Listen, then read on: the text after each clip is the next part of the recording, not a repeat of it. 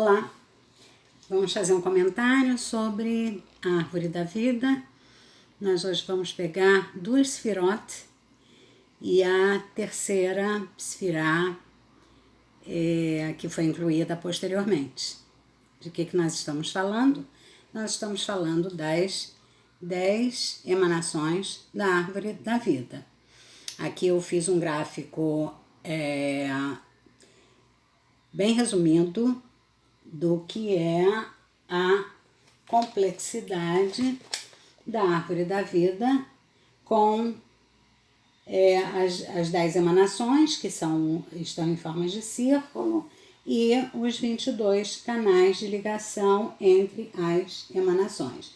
Então, aqui eu fiz uma redução didática, né, para que a gente possa entender que esses são 10 atributos que fazem com que o universo funcione, né, em todos os seus níveis. Então, esses 10 atributos se repetem no tempo, no espaço, na natureza, no ser humano, no comportamento humano, no corpo humano, na ética, mas também no tempo, no espaço, no sistema solar, no universo, em toda a criação. Isso é como se fosse um DNA que se repete em todos os níveis da criação.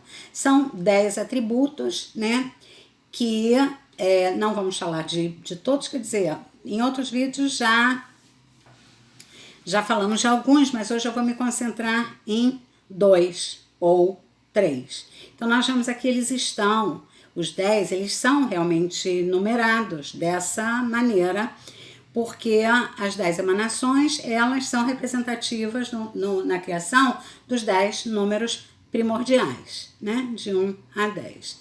Então, nós vemos aqui a coluna da direita, a coluna da esquerda e a coluna central. A coluna central, ela faz um equilíbrio entre os dois opostos. Mas o que nós vemos aqui? Aqui nós vemos que falta uma neutralização dos dois opostos. Porque nós temos aqui, eu não vou riscar, mas eu vou indicar. Aqui nós temos o oposto 4 e 5, que é neutralizado pelo atributo número 6. Temos outra oposição, 7, 8, que é uma oposição neutralizada pelo número 9. Mas e a oposição 2 e 3? Ela não ganha um equilíbrio, uma neutralização, como a oposição 4 e 5 e a oposição 7 e 8, que ganham 9. Então, aqui foi criada uma Sefirá imaginária, uma 11ª, que não pode ser chamada de Sefirá, mas é por força da necessidade de equilibrar essa oposição 2 e 3, então foi colocada aqui uma figura, um círculo pontilhado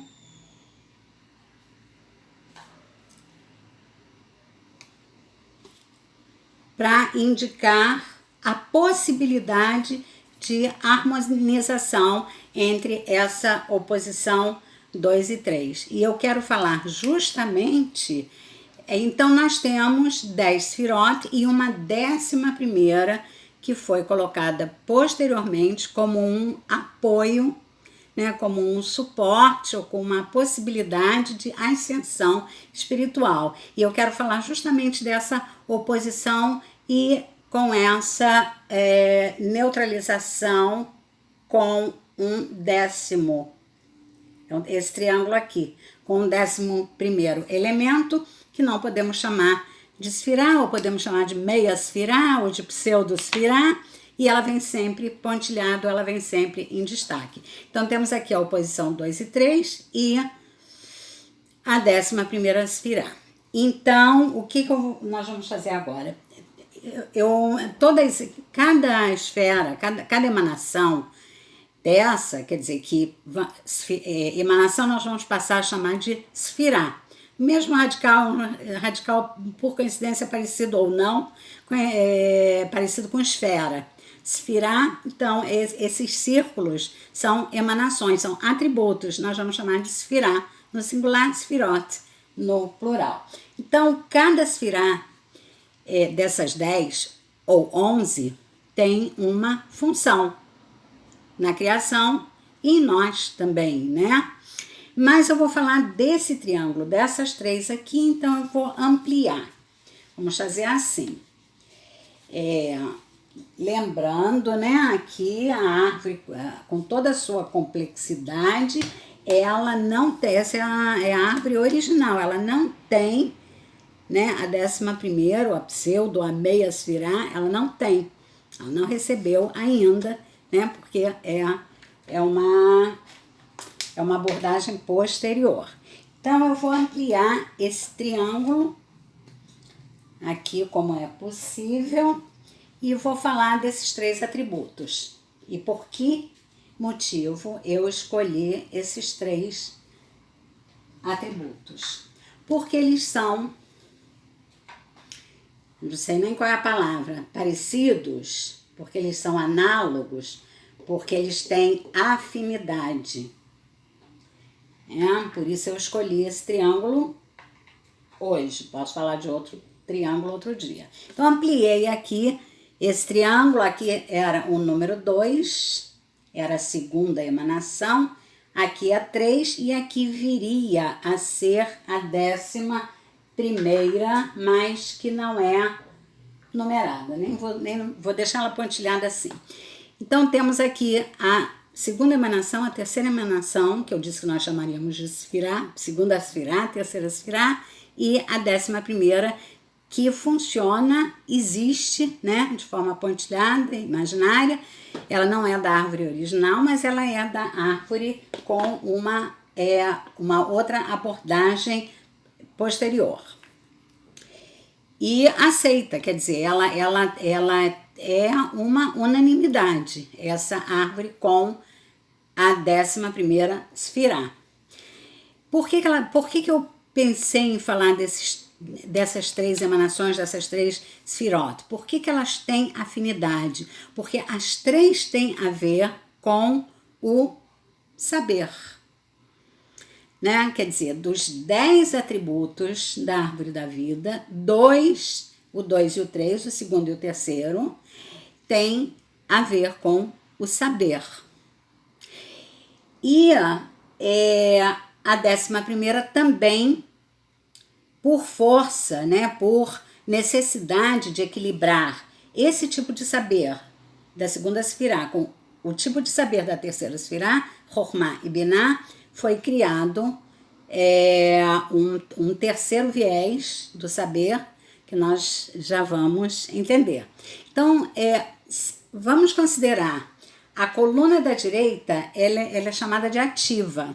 A coluna da esquerda é chamada de passiva. Lembram, né? As 3 colunas, verticalmente, a coluna da direita é ativa, da esquerda é passiva, e a coluna do meio é a coluna do equilíbrio, que ela consegue harmonizar o ativo e o passivo. Então, aqui nós temos, na Chokhmah, que é a 2ª sfirá, nós temos um tipo de saber ativo.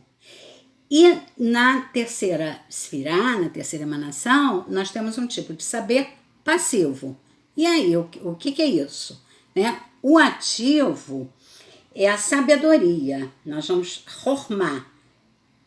Nós vamos traduzir como sabedoria. Então, temos aqui o atributo ativo do saber, da função saber, é a sabedoria.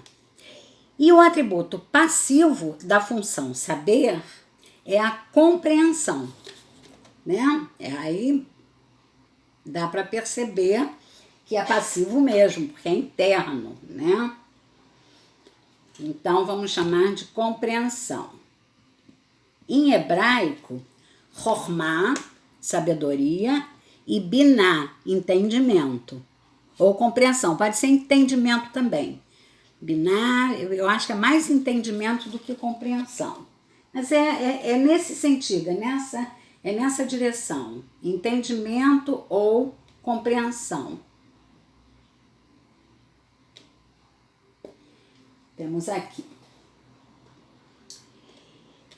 Qual a diferença? Qual a diferença disso? Do entendimento e da compreensão? Nenhum, porque a gente está querendo ver a diferença entre sabedoria e entendimento. Eu distraí daqui e falei a mesma coisa. Então, por que sabedoria é ativa e o entendimento é passivo, né? A compreensão é passiva. A compreensão e o entendimento, eu acho que tá muito óbvio, né? Eu sou um recipiente que recebo algum saber, algum elemento de saber, e eu assimilo aquilo de forma subjetiva, a minha maneira, né? A capacidade de absorver, a capacidade de assimilar, a capacidade de entender, entendimento, de compreender, de assimilar algum saber, né, que vem de fora, digamos assim. E a sabedoria?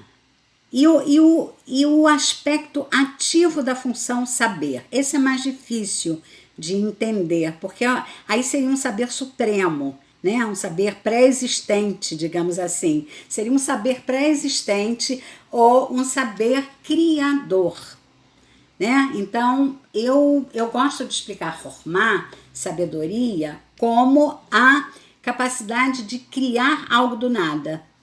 Mesmo nós, eu não estou falando só da criação com C maiúsculo, né, que foi criada ex nihilo, quer dizer, uma criação a partir do nada.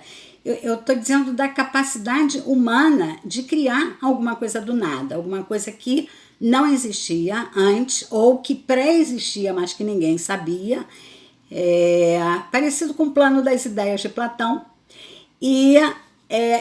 Esse é o aspecto da função saber ativo, né? O aspecto ativo da função saber. Quer dizer, é como se fosse um saber supremo e sublime, não necessariamente espiritual, mas intelectual, sim, pode ser espiritual também, mas que ele é inovador no sentido de que ele é ativo. Mas aí,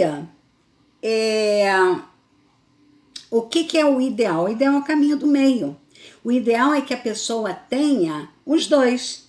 Tenha a capacidade de criar e tenha a capacidade de absorver também o que já foi criado. Se não, já imaginaram cada geração ter que criar uma medida de tempo, tudo de novo, ou um calendário, ou um relógio, tudo de novo, ou inventar a roda de novo? Quer dizer, esse atributo passivo da função saber é de receber, assimilar, e aí sim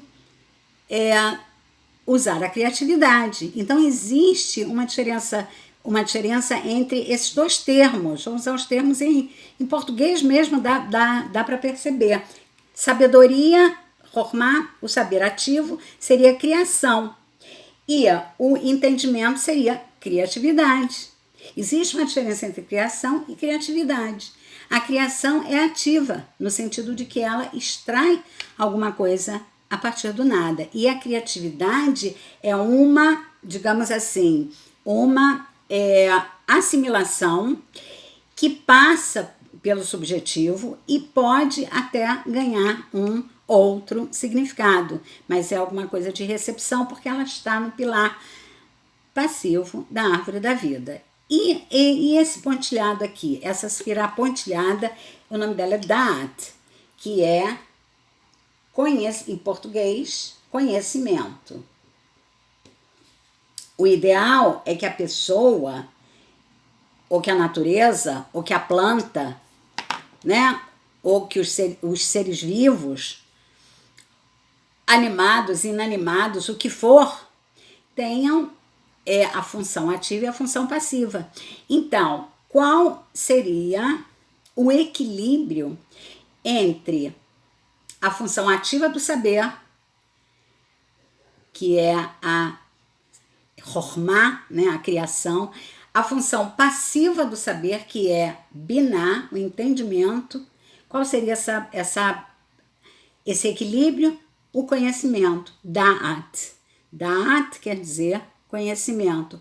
Então, quando existe uma diferença, é assim, eu acho importante ter esse discernimento de que o saber, ele pode ter outras subdivisões, mas na árvore da vida, ele já prevê 3 tipos de saber: Chokhmah, Binah e Da'at. Sabedoria ativa, entendimento ou compreensão passiva e o conhecimento, que junta os dois. Então, temos aqui um pedacinho da árvore da vida, né, com esse triângulo e a afinidade entre... Vamos observar qual é a função saber que nós exaltamos mais ou investimos mais em nós. E vamos dar um pouquinho mais de investimento naquela que nós estamos exercitando ou exercendo menos. Eu acho muito bacana, acho muito bonito que a árvore da vida, com 10 atributos que são considerados atributos divinos e que o homem deve copiar, é um modelo, é um padrão divino, um paradigma divino, padrão do universo que o homem deve reproduzir. Eu acho tão bonito que em 10 ou 11, 3 tenham a ver com a função saber. Essa foi a mensagem de hoje. Se você gostou, eu peço para curtir, compartilhar e se inscrever, para que esses vídeos possam circular mais, né? Quer dizer, entrar aí num ritmo de circulação para que mais pessoas tenham acesso e, como eu já disse em outros vídeos, pensar isso também é evoluir espiritualmente. Muito obrigada e até o próximo vídeo.